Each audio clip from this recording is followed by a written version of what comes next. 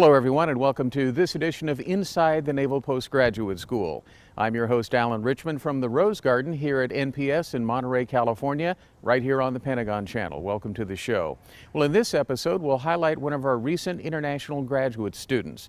We also had the pleasure recently of visiting with Admiral David Tiddly on global climate changes and his research. But to start off the show, we have the pleasure of introducing you to the brand new Provost here at NPS. Dr. Douglas Hensler became the Naval Postgraduate School Provost in June of 2013.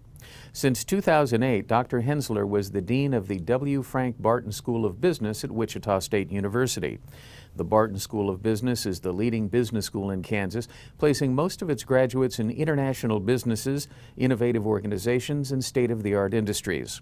Prior to WSU, Dr. Hensler served as Dean and Sid Craig Endowed Dean's Chair in the Craig School of Business at California State University in Fresno for 3 years.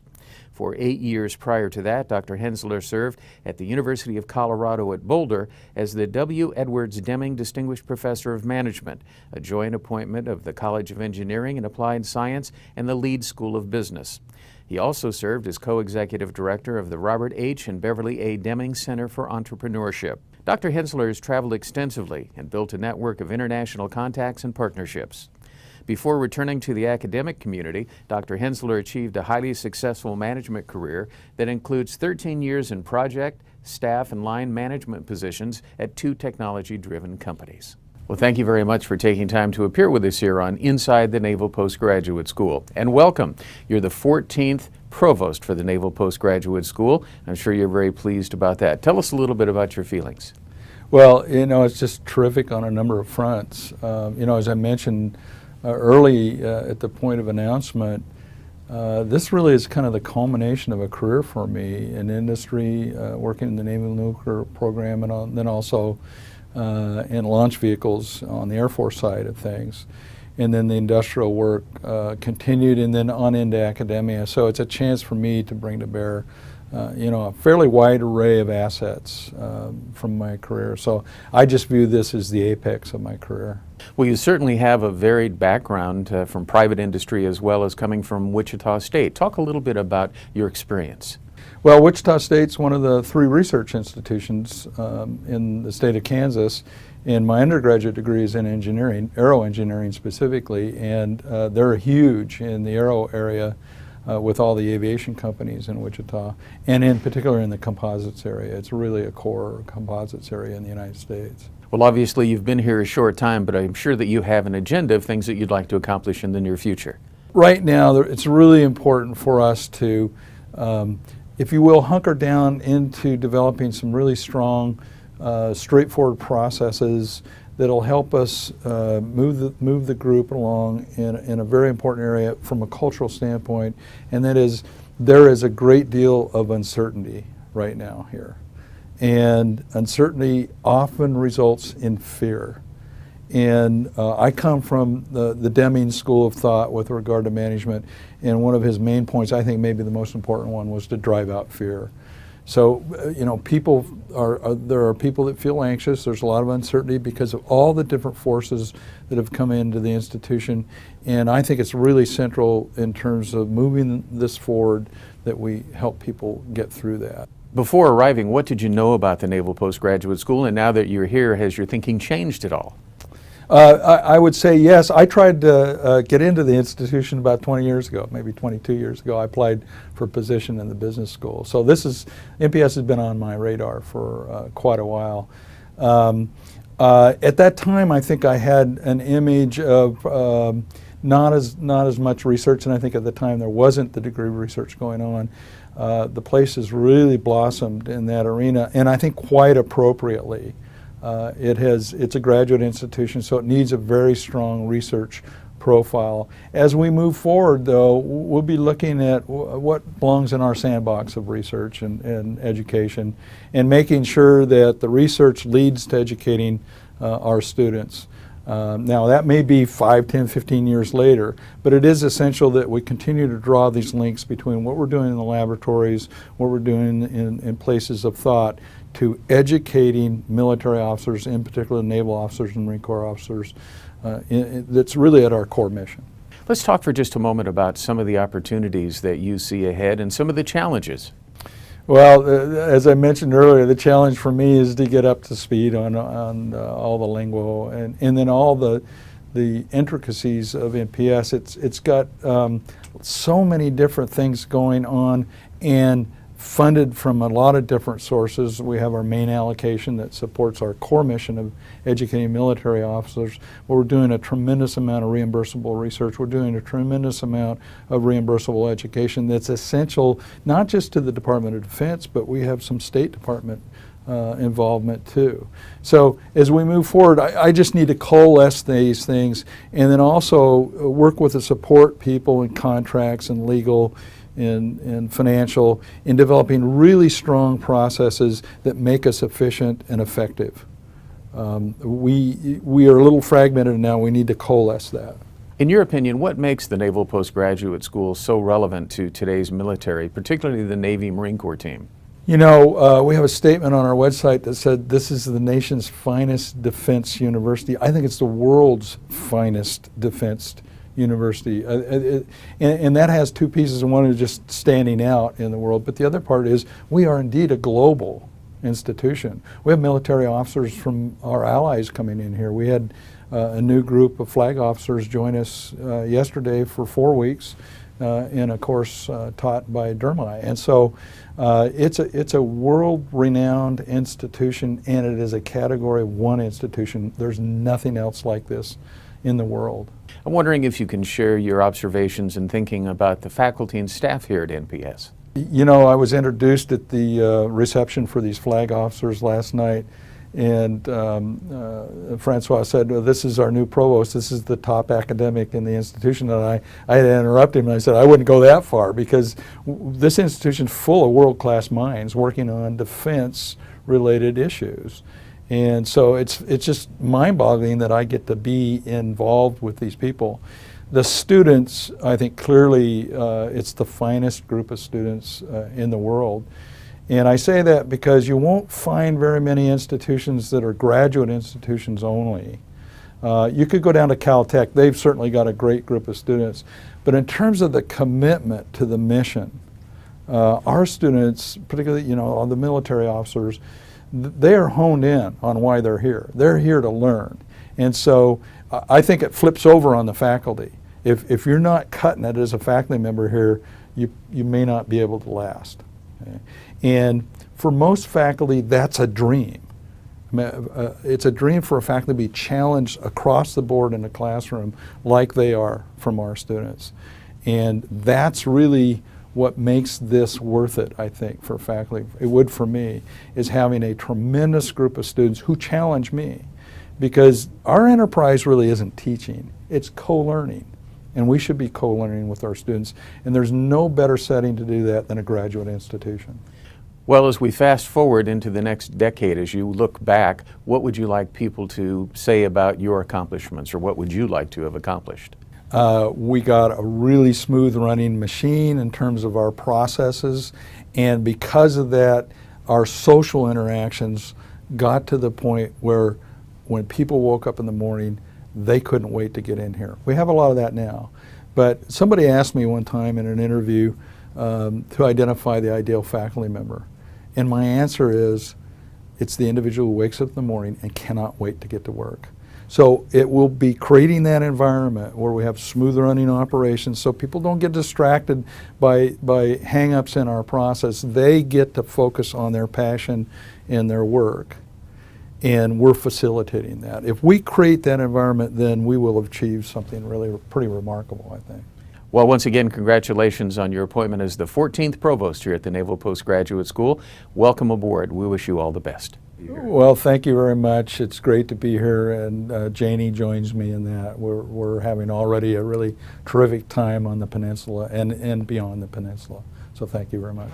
Stay with us. Coming up after the break, we'll visit with Admiral David Tiddly and talk about climate change around the globe. Stay with us right here on the Pentagon Channel. Welcome back to Inside NPS. Well, everybody's concerned about international climate change. Recently, we had the opportunity to speak about that with Admiral David Tiddly. A native of Schenectady, New York, Rear Admiral Tiddly was commissioned through the Naval Reserve Officers Training Commission program in 1980. He served more than 10 years at sea, including a tour as navigator aboard the USS Farragut and tours as oceanographer aboard the USS Belleau Wood, USS Carl Vinson, Carrier Group 6, and the U.S. 7th Fleet. Shore tours include serving on the staff of the U.S. Commission on Ocean Policy and as the senior military assistant to the Director of Net Assessment in the Office of the Secretary of Defense. Admiral Titley has commanded the Fleet Numerical Meteorological and Oceanographic Center in Monterey, California, and was the first commanding officer of the Naval Oceanography Operations Command.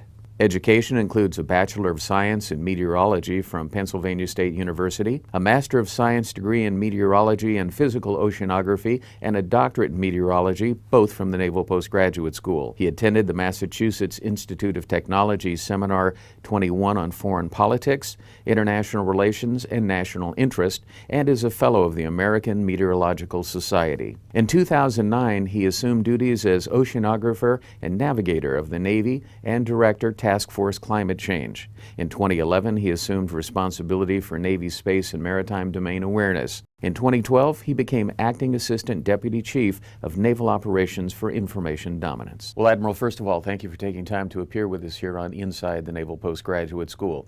Now, you've had a very illustrious over 30-year naval career and done some fascinating other jobs in private industry. But let's start off the interview, if you wouldn't mind, by going back to your early days at the Naval Postgraduate School.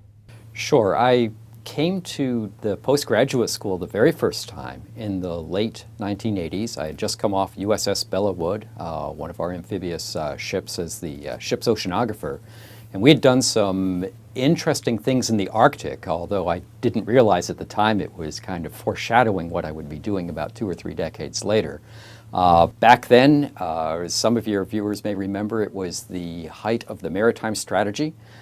We were still locked in the Cold War with the Soviet Union, and one of the things Chief of Naval Operations Watkins and Secretary Lehman wanted to do was to demonstrate that the United States Navy could work in any kind of conditions.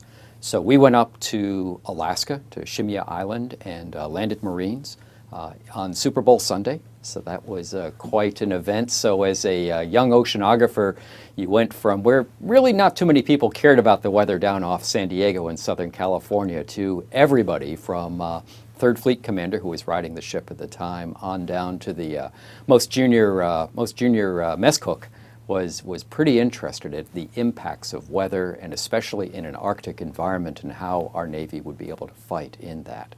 So coming to postgraduate school with that as a background was really tremendous, and got to work with just some spectacular faculty here as part of my master's program. As you reflect back on your time here at NPS and look throughout the years of your career, what was the biggest takeaway from your time here at NPS that helped you? Training. You train for what you know, and you educate for what you don't know. So the Navy, frankly, invested a lot of money into me. They paid for a master's program, and then later on they paid for a PhD program. You go out to many, many companies, and that's a real tremendous benefit. I mean, the Navy and the DoD in general really invest in education.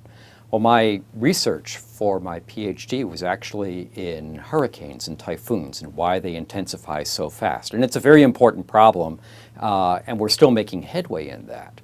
But where I really used my PhD more than any place else was when Admiral Ruffhead, then Chief of Naval Operations, assigned me to be the first head of the Navy's Task Force on Climate Change. And we were really concentrating on the Arctic first. But that background that the postgraduate school gave me in teaching me how to think, how to work through problems that I didn't know an answer, how to write, how to communicate, I would attribute much of whatever success we had in the Navy's Task Force on Climate Change in large part to the investment that the Navy put into me and sending me to the Naval Postgraduate School, and just the stellar faculty and the stellar environment in which to be able to learn how to think and think about how are we going to deal with challenges that we frankly just don't know are going to come up, but they will. Well, of course, in recent years, we hear more and more about global warming and climate change, and I'm just wondering, from your expert perspective, where in the world are we on the subject? Well, on a global basis, this is actually on the big global basis. This is a really, really easy thing to talk about because we have an energy imbalance. Because we've been taking carbon dioxide primarily, some methane, but basically carbon dioxide. And we've known, this is like cutting edge 19th century science here, from about 1860 to 1880, we figured out that carbon dioxide actually traps heat. It re-radiates the heat back in. So rather than just coming in and going out, it kind of bounces around, and that means it stays in longer. So, you know, you can kind of think of like, don't even think about the Earth. Just think about a water balloon. And you have stuff coming in and you have stuff going out. So what happens to that water balloon if you have more heat or more energy or more water going in than you have going out? It's going to change, right? You know, now how is it going to change? Well, it'll probably expand, it might break, it may do some other things. And that's kind of what's going on with the Earth right now. We have, because we're keeping more heat in, the sun's been about the same. Actually, it's cooled down just a tiny little bit. But basically, the sun's the same. But we're keeping more energy, so we're changing. You know, now the specifics of how that changes gets a lot more complicated. But we know it's changing. We know that, for example, I think 8 out of the last 13 years have been some of the warmest that have been ever recorded. We know that the Arctic ice is basically collapsing. When we started up our task force on climate change, I told Chief of Naval Operations Gary Roughhead that probably somewhere in the mid to late 2020s, we could have up to a month of basically no ice in the Arctic. And a lot of people just thought I was wacko. I mean, it's like, what is this guy talking about? Well, now, when people look at what I was saying there, they said, well, Titley, you know, you might have been too conservative. There's a possibility we might actually lose the ice even sooner. And in fact, in the Postgraduate School Department of Oceanography, some of the professors have been working very hard on this, and they have some pretty aggressive timelines. They're looking at 2013 plus or minus a few years. So we'll see whether that comes out. But the truth is the Arctic has been changing faster than any other place in the world. And it's not just somebody's PowerPoint presentation, it's not somebody's computer model, it's just what is going on. The data are showing this. So the ice is collapsing, it's thinning, and with a series of positive feedbacks, basically the water can absorb a lot more heat than the ice reflects out. So this goes faster and faster by and large every year. Now, of course, there's natural variability. It goes up some years and down the others, but the trend is one of collapsing ice. So why do we care? Well, it basically opens up a new ocean. It opens up a new ocean on top of us. So there certainly are resources up there. But there's also the potential to significantly reduce the trade routes of the Northern Hemisphere. You can get goods from Asia to Europe in days, weeks faster, if you can reliably, let's say, go across the top of the Arctic, across the North Pole. Let's say you start at Tokyo, you go up through the Aleutian Islands, across the North Pole, down by Iceland, and then into Europe, much, much faster than the traditional trade routes. I don't want to lead anyone to think that, well, that's all opening up this month or next year, but probably in 5 to 15 years, at least seasonally, that might become viable.